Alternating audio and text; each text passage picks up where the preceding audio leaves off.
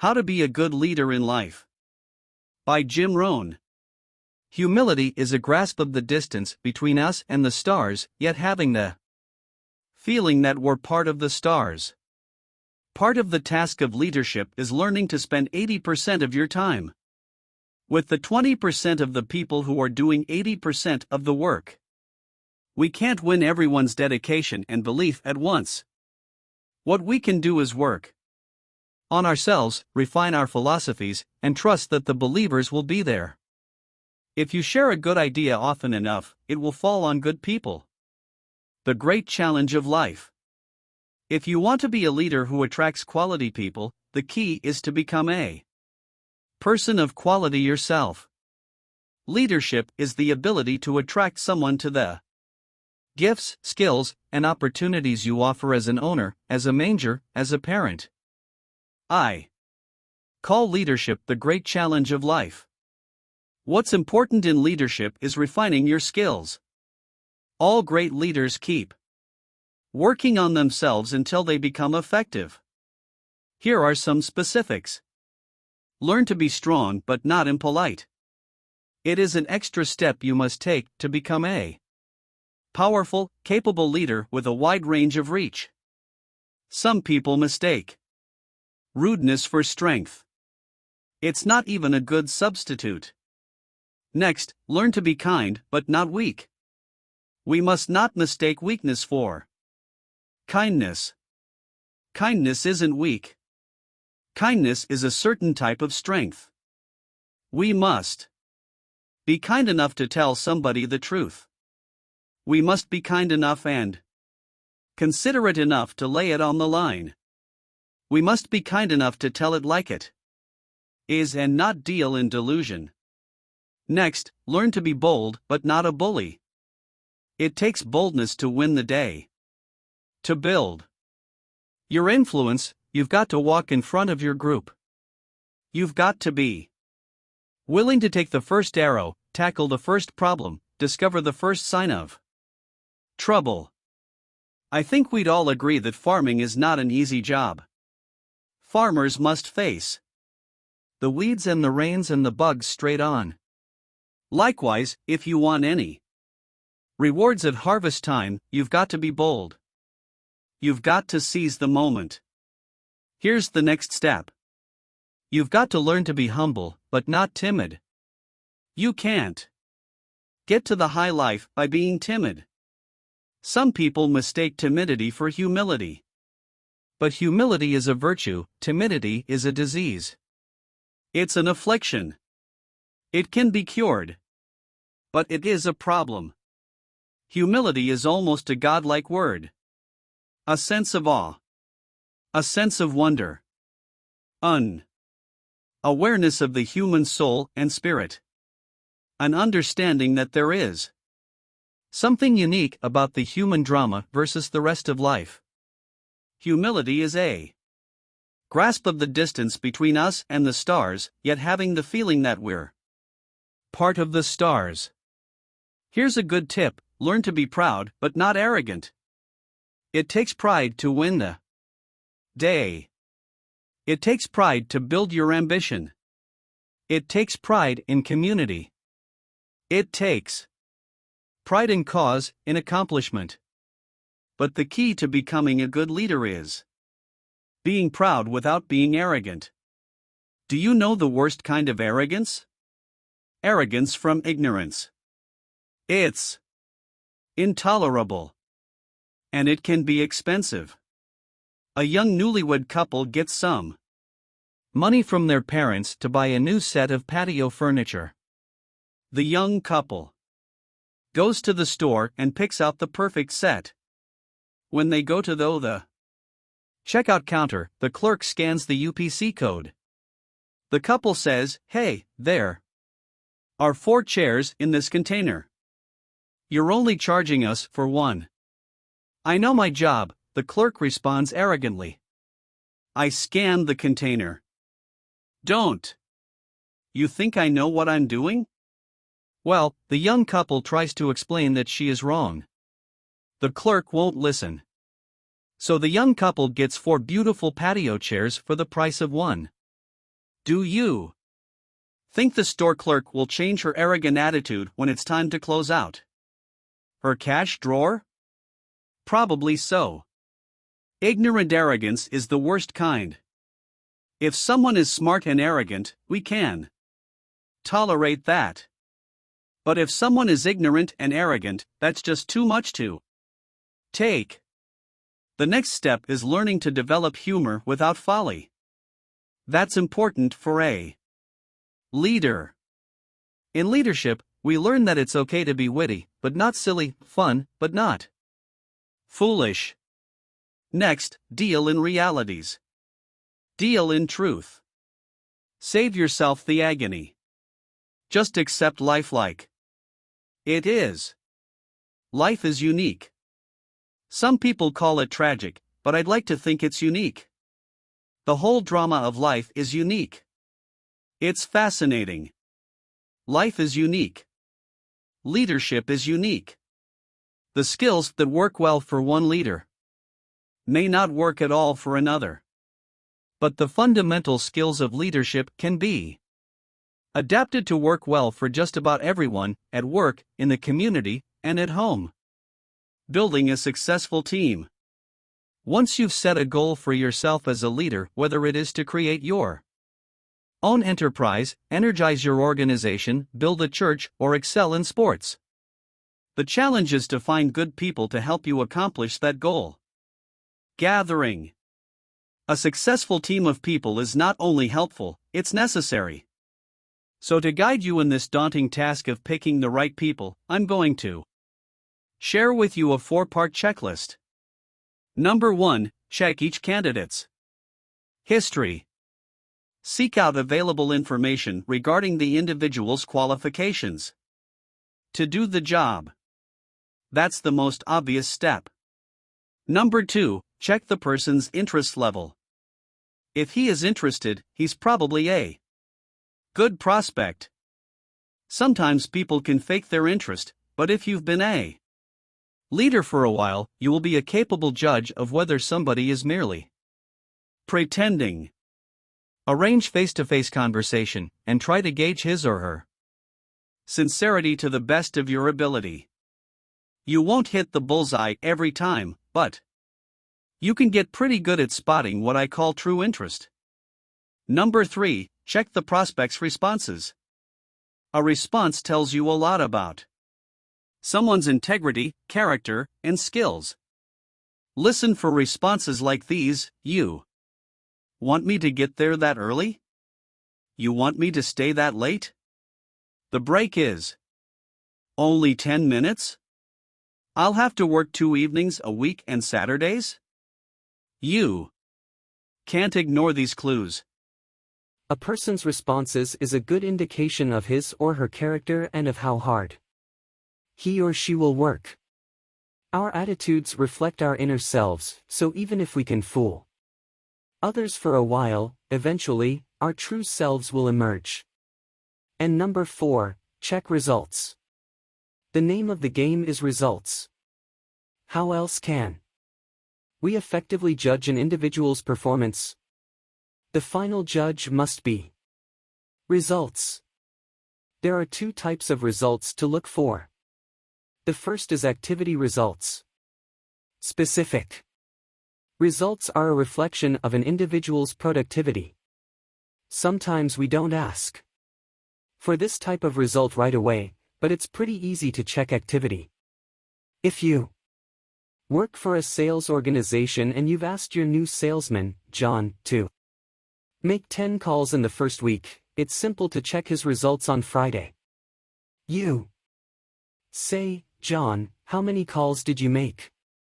John says, well, and starts telling a story, making an excuse. You respond, John, I just need a number from 1 to 10. If his results that first week are not good, it is a definite sign. You might try another week, but if that lack of precise activity continues, you'll soon realize that John isn't capable of becoming a member of your team. The second area you need to monitor is productivity. The ultimate test of a Quality team is measurable progress in a reasonable amount of time. And here's one of the skills of leadership: be upfront with your team as to what you expect them to produce. Don't let the surprises come later. When you're following this 4-part checklist, your instincts obviously play a major role. And your instincts will improve every time you go through the process. Remember, building a good team will be one of your most challenging tasks as a leader. It will reap you multiple rewards for a long time to come. Following the 80-20 rule. Leadership is quite often an exercise in facing reality. I used to say, liars shouldn't lie. What I've since learned, and what you need to know, is that pronouncements like that are a waste of energy. Liars are supposed to lie. That's why we call them liars. You wouldn't expect them to do anything else. If you did, we'd call you naive. And you would be especially naive if you let it upset you. Somebody cuts you off on the freeway, so you go chasing after him shaking your fist. You don't think he should have cut you off on the freeway? That's what he's supposed to do. He is known as a cutter-offer on the freeway. And if you say, those people shouldn't cut me off, we'd call you naive. Come on. Here's a perspective that saved me a lot of agony and a lot of anguish. I can now avoid those sleepless nights I used to experience pulling my hair and wondering why there were liars and people who cut me off on the road. I gave up on all that when I finally understood the 80-20 rule. Let me give you some of my insights on the 80-20 rule, and explain how it applies to you as a leader and manager. Here is the first tip: learn to spend 80% of your time as a leader with the 20% who deserve it. There are plenty of examples to show how this 80-20 rule applies across the board. Ask the minister of the church, who donates the most money here? He'll answer, probably 20% of the people donate 80% of the money. So what do you do with the other 80% of the people? You learn to deal with the situation and not try to solve it. It's like trying to figure out the laws of nature. You don't figure out the source of those laws, you learn to work with them. They're all set, just like this 80-20 rule is all set. The key is to learn to work with things the way they are. Part of the task of leadership is learning to spend 80% of your time with the 20% who are doing 80% of the work. We would call that good leadership sense. If you're wondering how you can possibly do that, here's one answer: spend individual time with the 20% and group time with the 80%. This is an important aspect of skillful leadership. However, guess who wants your individual time? The wrong group, the 80%. But that's what life's all about. So now you've got to be strategic, and you've got to be diplomatic. Diplomacy and strategy are two key words for the effective leader to understand. Here's the diplomacy: Mary comes and says, "I've got a question." You say, "Mary, bring your question to me Saturday morning. I'm going to meet with everybody and cover it then." It might not always be that easy, but you need to follow the strategy of dealing with the 80% in groups and talking to the 20% individually. That might be difficult because the pull is in the opposite direction, and it always has been. Just as gravity is a downward pull, life is a struggle in the opposite direction. Even if you've built a terrific team, this 80-20 rule will apply. It's inevitable. But if you learn to work with it, your bottom 80% can raise their competence level dramatically. And that will push your top 20% even higher. They will be simply exceptional. You will have a true high-performance team. Mysteries of the mind. An interesting story says that the day the Christian church was formed, a magnificent sermon was preached. It was a great presentation. In fact, it was one of the classic presentations of all time. According to the story, this presentation was given to a multitude of people. When the sermon was finished, there were a variety of reactions from those onlookers. I find that fascinating since they were all listening to the same sermon. Some who heard this presentation were perplexed. I read the presentation, and it sounded pretty straightforward to me. Why would somebody be perplexed with a good, sincere, straightforward presentation? The best answer I've got is that they are chronically perplexed people. It doesn't matter who's preaching, these people are going to be perplexed. Some who heard this presentation mocked and laughed. They made fun of the presentation. The presentation seemed pretty sincere to me. If you give a sincere, honest presentation, why would somebody mock and laugh? There's an easy explanation: they are the mockers and the laughers. What else would you expect them to do? Some that heard this magnificent presentation didn't know what was going on. Those are the people who usually don't know what's going on. Finally, some that heard the presentation chose to believe, and I think that's who the speaker was looking for, the believers. Those believers numbered about 3,000. That is a pretty good first day. I've had some good first days, but I've never had a response like that.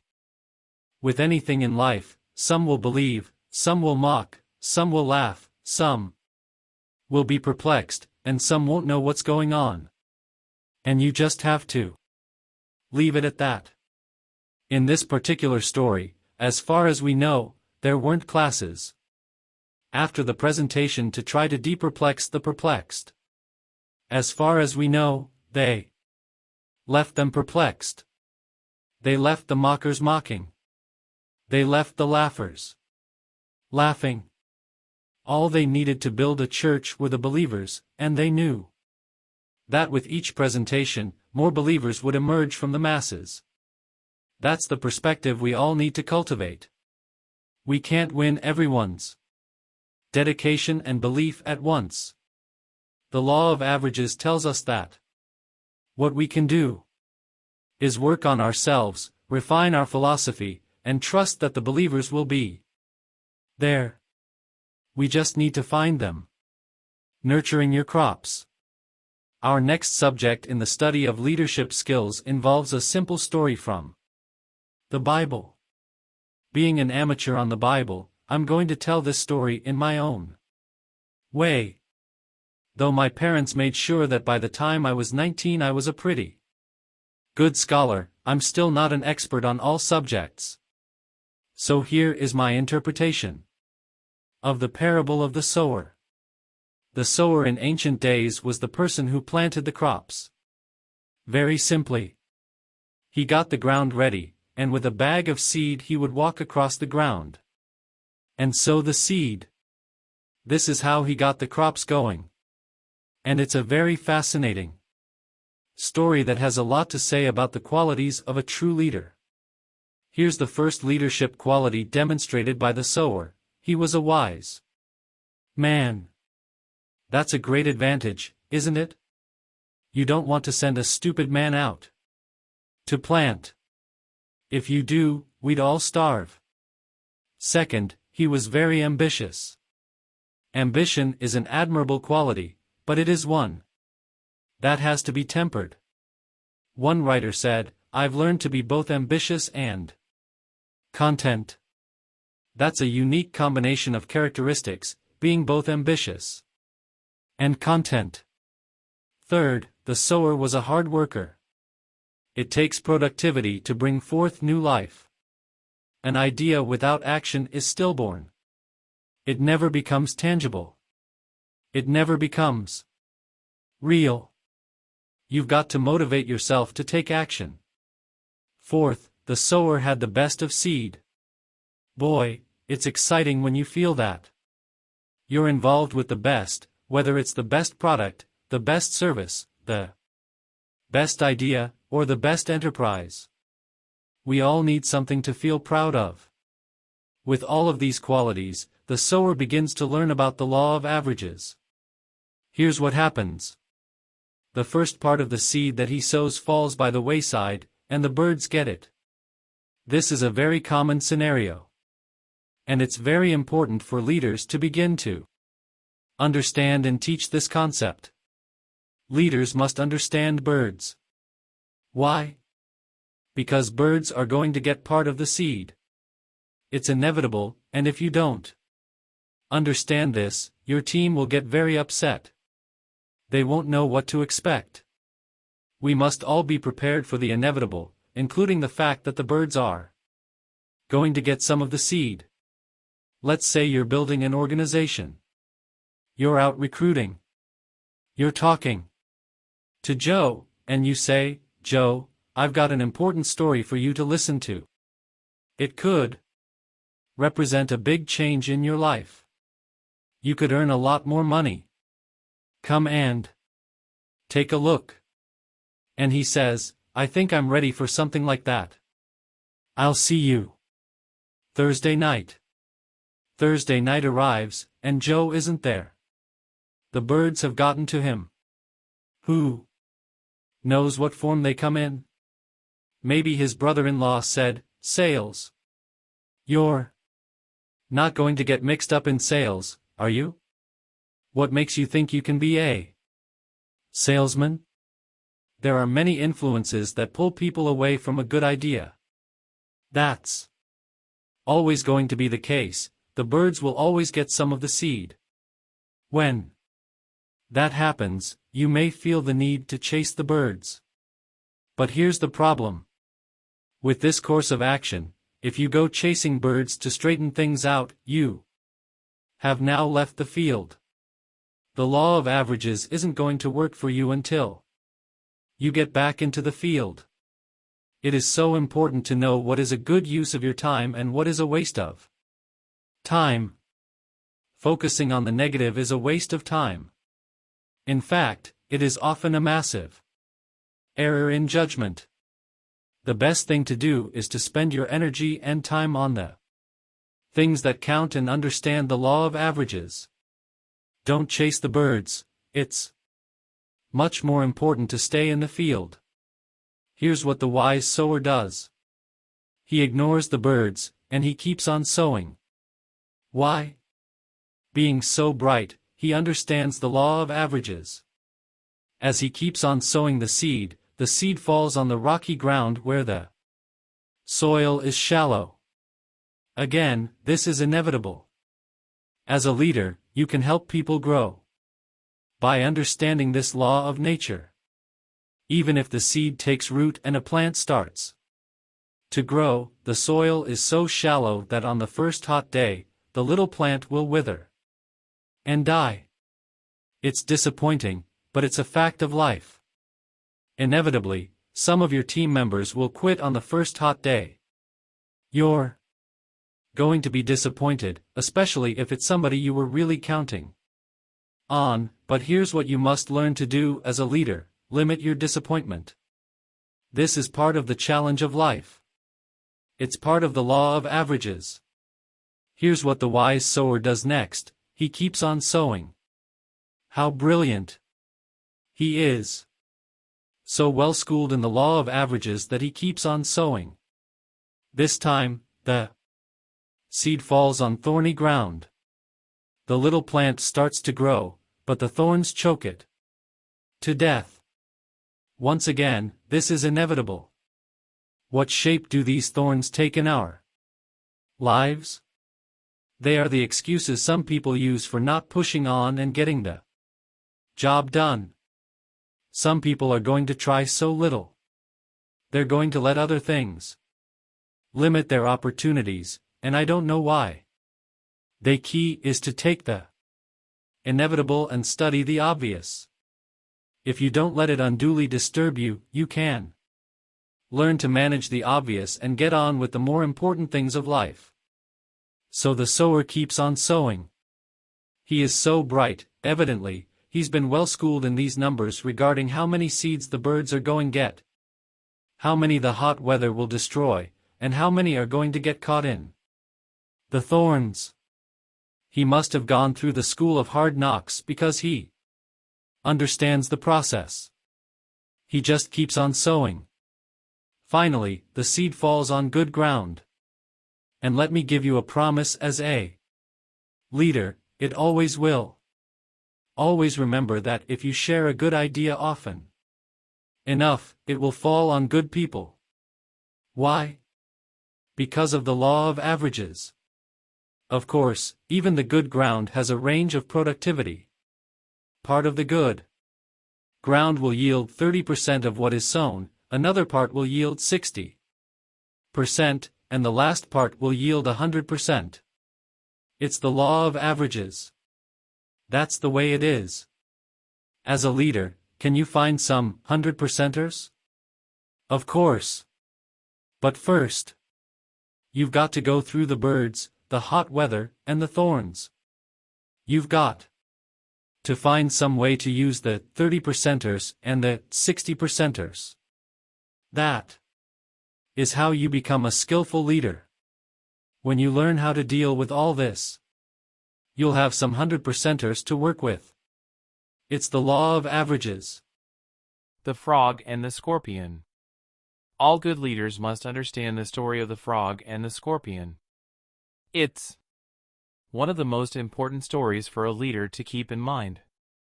According to this story, the frog and the scorpion appear on the bank of a river at about the same time. The frog is about to jump in the river and swim to the other side.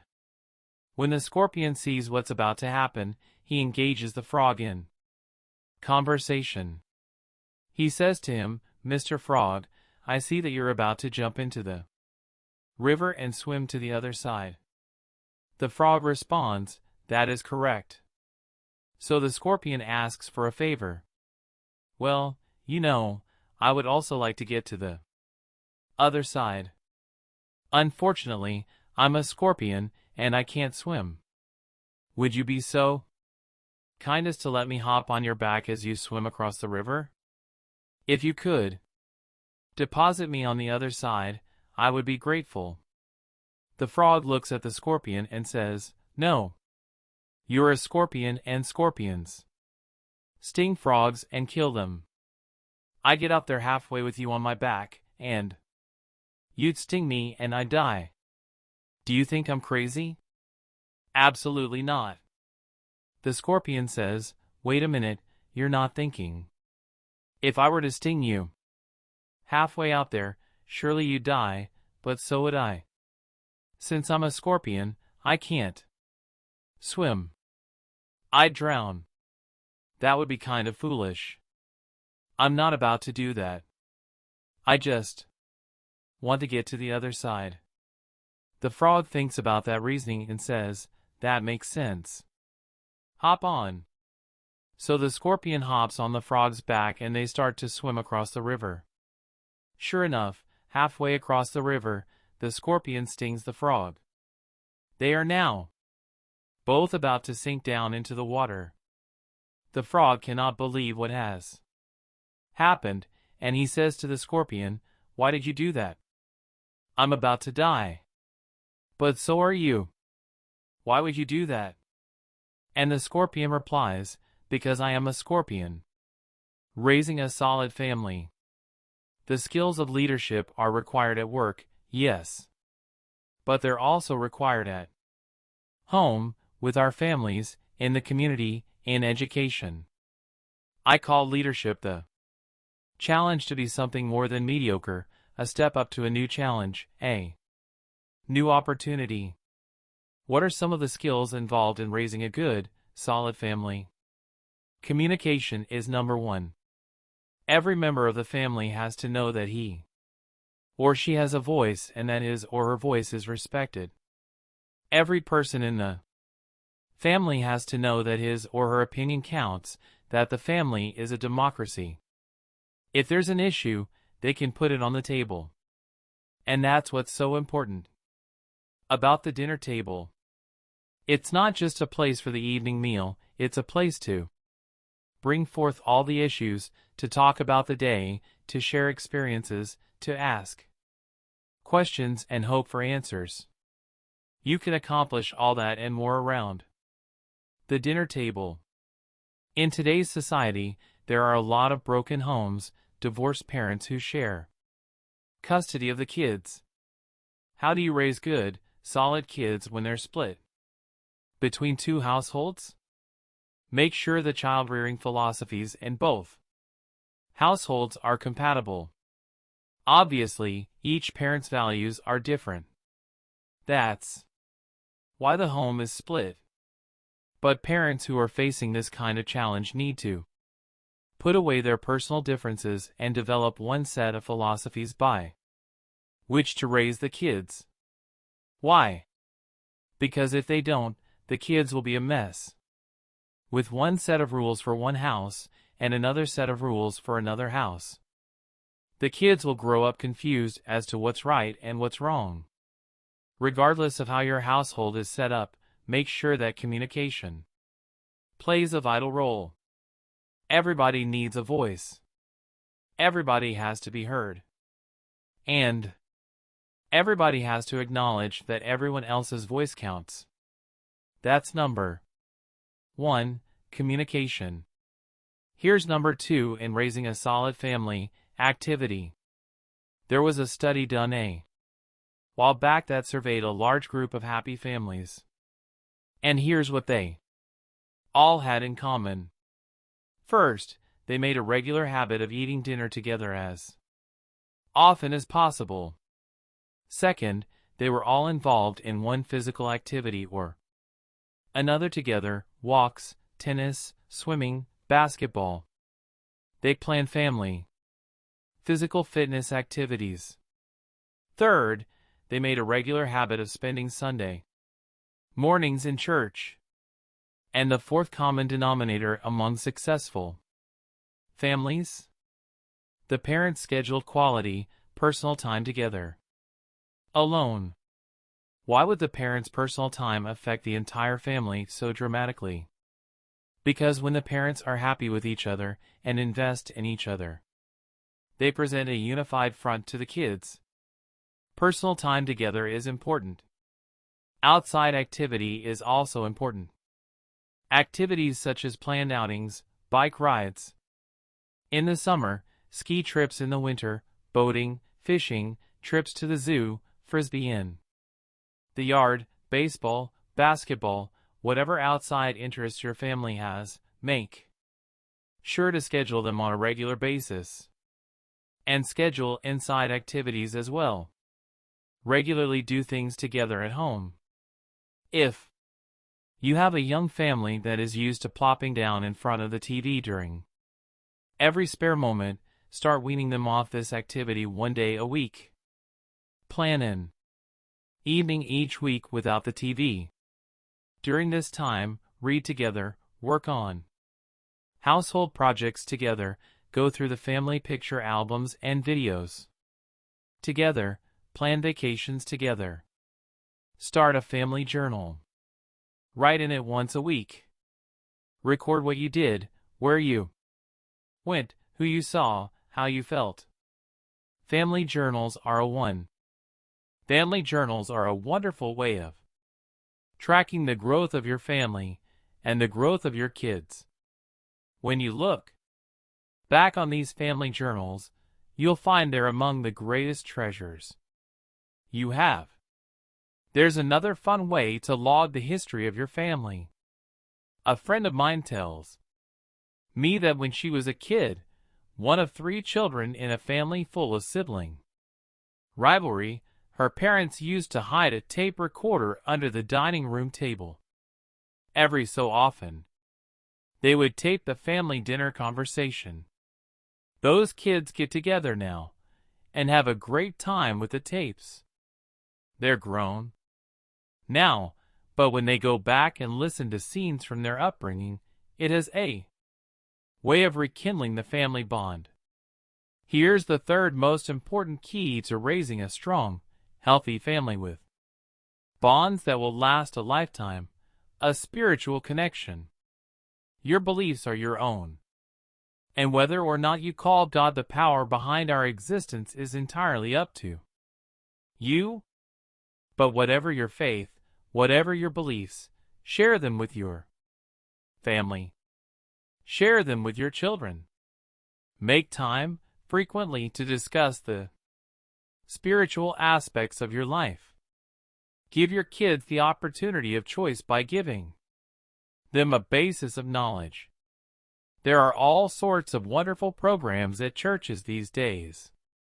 Aside from the Sunday sermon that's so valuable, there's Sunday school for kids, vacation, Bible school, camping trips, family outings, weekly Bible studies, picnics, plays, musicals, and concerts. If you're searching for a new church, visit several churches to find out which one is right for you. There are many things you can do with your family to build strong bonds and healthy relationships. The tips I gave you are just a few. You may have other ideas, and that's great. Just remember that the more energy you expend on your family, the more time and attention you give to your family, the more love and attention you'll receive in return. Your children will love you unconditionally when they're young. Just make sure that when they grow up and know better, you will have given them a reason to continue their unconditional love. Embracing the responsibility of leadership. There is undoubtedly a strong relationship between responsibility and leadership. Bear Bryant once said something about this issue. He was the coach of many great football teams at the University of Alabama, and until his record was broken recently, he had the greatest number of victories of any coach in the history of the game. Bryant said that it was impossible for any of his players to make a mistake during a football game. Any and all mistakes were his, because as coach he was solely and completely responsible for preparing his athletes to play error-free football. By saying this, Bryant was truly accepting a leadership role, and he was embracing the special kind of responsibility that comes with it. As a leader, you've got to be responsible for preparing your subordinates for the challenges they'll face, and if the result is not positive, you've got to accept responsibility for not having prepared them adequately. Maybe this seems like a harsh standard to live up to, but that's just the way it is. If you can't handle responsibility and leadership, at least admit it to yourself, and don't let other people start depending on you. Choose the standard by which you want to live, and follow through on it. During the time of the Roman Empire, there was a unique perspective toward this kind of decision-making. The world was brutal in those days, to say the least. Anything could happen, from plagues to revolutions to barbarian invasions. Even for the upper classes, it was a challenge just to survive. Yet certain people attempted to do more than merely survive.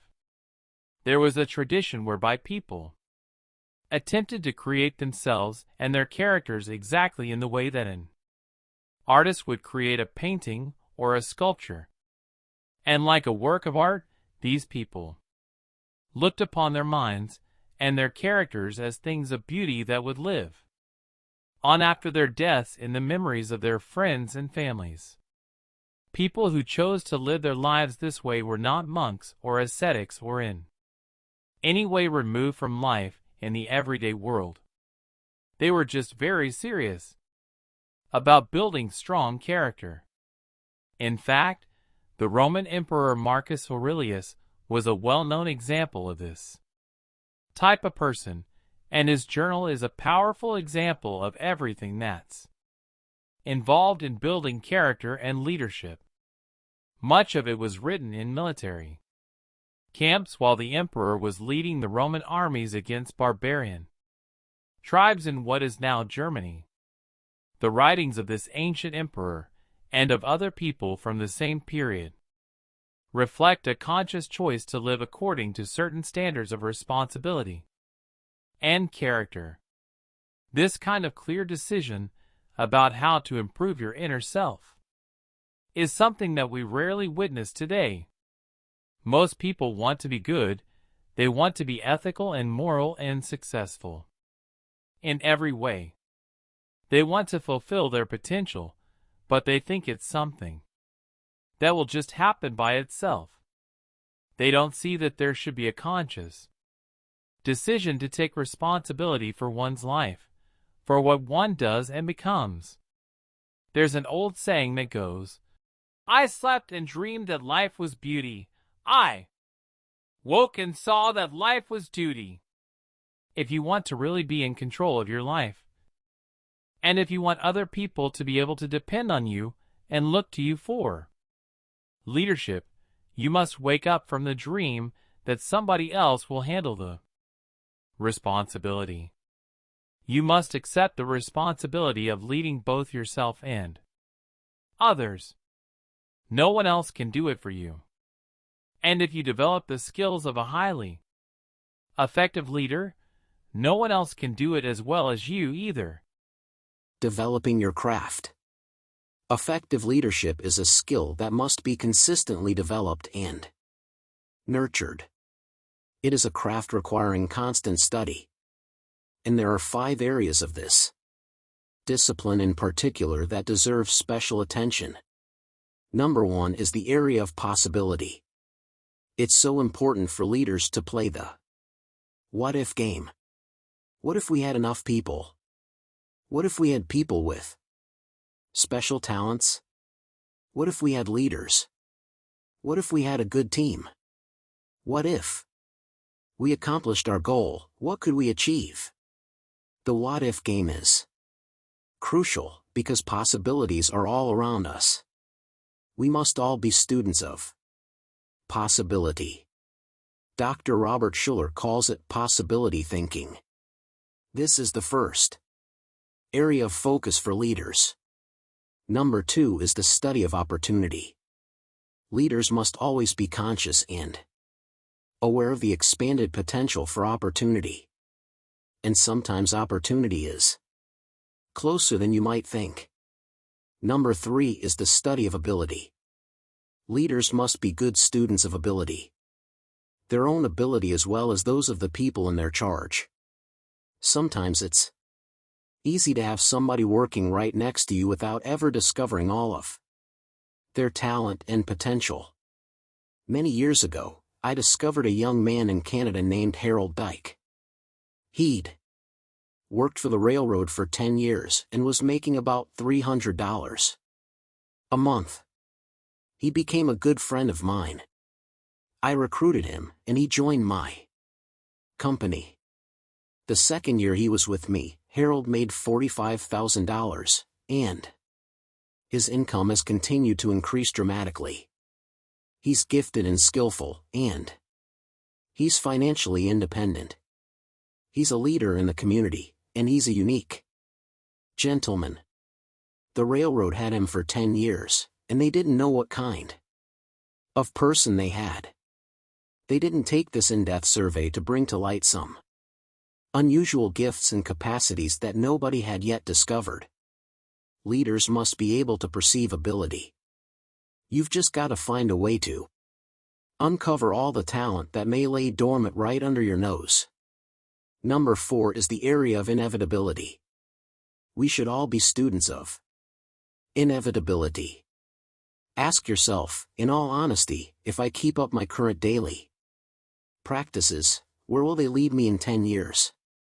You don't want to just cross your fingers and continue down what may be the wrong road. And you don't want to influence others to move in the wrong direction either. Imagine being 200 feet from Niagara Falls in a little boat with no motor and no oars. What a tragic place to find yourself. If somebody would have painted you this scenario when you were still further upstream, you might not have drifted this far into what we now call the inevitable. As a leader, you have to help people by telling them about the danger of the falls long before they get within 200 feet of them in a little boat with no motor and no oars. Some people around you may be drifting, and it's your responsibility to perceive which ones are drifting toward danger. You've got to tell them the truth, thereby giving them alternate choices while there still are options available. It's the gift of leadership to help people make changes in their personal lives and career. You must help people change their thinking, change their attitudes. You must help them face the inevitable. It's simply a part of leadership. Finally, area number 5 is the study of rationality. Being rational allows you to come to the right conclusion based on the information at hand. You understand that what you do is the product of your own common sense. You take advice but not orders. You let everybody around you offer advice, but you then put it through your own mental computer and draw your own conclusion based on all the input. This is a true sense of leadership, to make rational decisions based on all the input. These tasks are not easy, but they're possible when you develop excellent leadership skills. Whatever price you pay at the outset will lead to greater riches, spiritually, intellectually, and financially, down the road. Thanks for watching. If you like the content, please subscribe for more videos like this.